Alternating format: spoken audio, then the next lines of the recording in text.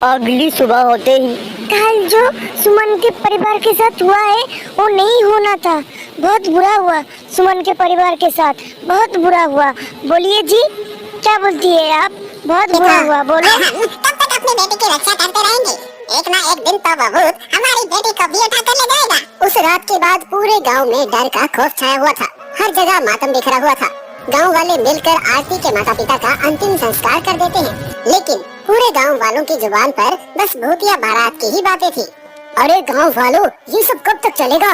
वो भूत बेधड़क आते हैं और हमारी आंखों के सामने हमारी बेटियों को उठाकर चले जाते हैं और हम बेबस लाचार बस देखते रह जाते हैं। महेश की बेटी आरती हमारी भी तो बेटी थी ना? बिल्कुल सही कह रहे हो। इस गांव की हर एक बेटी तो हमारी बेटी जैसी ही है। उन सब की रक्षा करना हम सब का फर्ज है। हम सब गांव वाले मिलकर उस भूत का सामना करेंगे, तुम चिंता मत करना।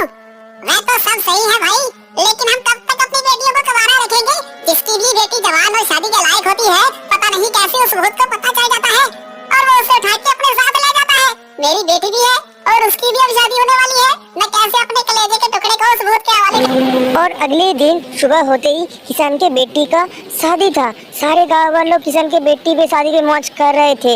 इधर मिठाई हो रही है, इधर शादी हो रही है, बहुत मौज कर रही है गांव वालों। और इसी वक्त दूल्हा आ जाती है राक्षस का। सारे गांव वालों भागने लगती है इधर उधर जाते हैं। अरे गाँव वालों, तुम सबने तो मेरा साथ देने का वादा किया था ना, और कहा था कि हम इन भूतों का मुकाबला करेंगे। अब क्या हुआ तुम्हारे वादे का? तभी किशन की बेटी सिया और पत्नी यशोदा भी वहाँ आ जाती हैं। तुम्हारा ये साहस, ये मेरे बिना तुम अपनी बेटी की शादी करने चले थे। जैसे ही भूत सिया के माता पिता को मारने वाला होता है कि तभी सिया उसी भूतिया दूल्हे के सामने आ जाती है और कहती है, आप मेरे पापा को को मत मारिए। अच्छा छोड़ दूं, इसे मैं बस एक ही शर्त पर छोड़ूंगा, अगर तुम मेरे से शादी करोगी। नहीं नहीं मेरी बच्ची, शादी के लिए तू हाँ मत भरियो। तेरी शादी से अच्छा है कि ये भूत हमारी जान ले ले। माँ, पिताजी, अगर इस भूत से शादी करने से आप दोनों की जान बचती है तो मैं ये शादी जरूर करूंगी। ये कहते ही भूतिया दूल्हा अपने बैंड बाजी के साथ सिया को अपने साथ भूतिया रेलवे स्टेशन की ओर ले जाने लगता है। रुक जा मेरी बेटी, तू ऐसा मत कर। किसी गांव वाले की हिम्मत नहीं होती कि उस भूतिया बारात का सामना कर सके, क्योंकि उस बारात में एक से बढ़कर एक खूंखार और चुड़ैल मौजूद थे। वहीं अशोक नाम का व्यक्ति अभी हाल ही में गांव में आया था और ये सब देखकर वो कहता है, ये ठीक नहीं किया हम सब ने। मेरी भी एक बहन है और उसकी भी उम्र शादी के लायक हो गई है। क्या उस सिया की जगह मेरी बहन होती तब भी ऐसा ही करते हम लोग।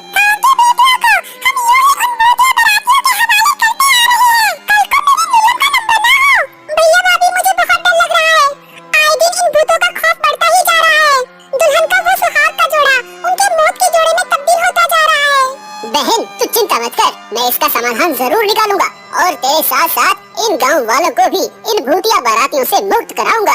इसके बाद अशोक जंगल में एक तपस्वी तांत्रिक के पास जाते हैं और उनके पास पहुंचकर अपने गांव का हाल बताता है। बेटा, मैं देख पा रहा हूँ कि तुम्हारे गांव पर एक श्रापित भूतिया बारात का साया है और उस भूतिया बारात से छुटकारा पाने के लिए मेरे कहे अनुसार नियमों का पालन करना होगा। जी तांत्रिक बाबा। इसके बाद वो तांत्रिक अशोक को समाधान और नियम बताते हुए एक गंगा जल की बोतल देते हैं और कहते हैं, जा बच्चा, तेरे और तेरे गांव वालों का कल्याण हो। जिसके बाद अशोक गंगा जल लेकर गांव आ जाता है और सभी गांव से कहता है, सुनिए गांव वालों, इस भूतिया बारात से छुटकारा पाने का एक उपाय मुझे मिल चुका है, लेकिन इस काम को पूरा करने के लिए मुझे आप सबका साथ चाहिए होगा। हम सब तुम्हारा साथ देंगे। क्या करना है? बस आप सब एक काम कीजिए कि आज की रात शादी का प्रबंध कीजिए, बाकी सब मैं संभाल लूंगा। अशोक के ऐसा कहते ही पूरा गांव शादी की तैयारी में लग गया और ऐसे ही अब रात हो चली थी और शादी की बात उन भूतिया बारात को भी पता चल गई थी। जिसके बाद वो भूतिया बारात बैंड बाजे के साथ गाँव में आ खड़ी हुई। मेरी दुल्हन, बताओ कहाँ है मेरी दुल्हन? भूतिया दुल्हा मंडप में एक दुल्हन को देखता है और उसे अपने साथ भूतिया रेलवे स्टेशन के अंदर एक पुरानी सी ट्रेन के डिब्बे में लेकर चला जाता है, जहाँ पर बहुत सारे कंकाल ही कंकाल पड़े हुए थे। तभी वह दुल्हन घूंघट उठाते हुए कहता है, ये रही तुम्हारी दुल्हन, कर लो अब शादी। धोखा, धोखा हुआ है मेरे साथ, धोखा, मैं तुम्हें नहीं छोड़ूंगा। भूत के ऐसा कहते ही अशोक अपने हाथों में छुपाए हुए गंगा जल को उस ट्रेन में पड़े कंकाल के ऊपर छिड़क देता है और बाहर निकल जाता है। जिसके बाद उस पूरी ट्रेन में आग लग जाती है और वो भूतिया बारात उस आग में भस्म हो जाती है। अशोक के इस काम से अब गांव में बेटियों की शादी अच्छे से होने लगती है और सब कुछ ठीक हो जाता है।